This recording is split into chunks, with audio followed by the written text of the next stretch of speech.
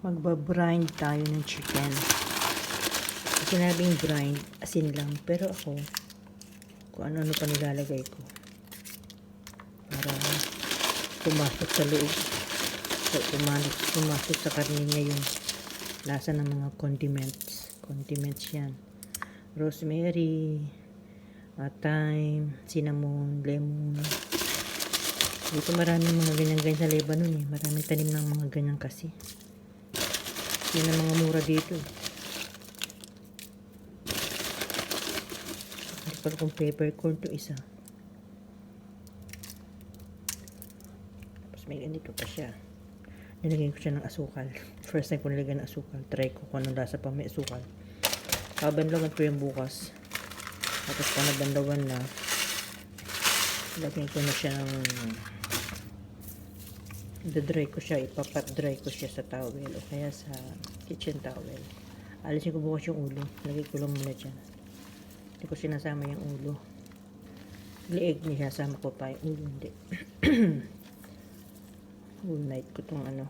I-whole night ko siyang iba-brind. Bago matulog, babalitarin ko siya.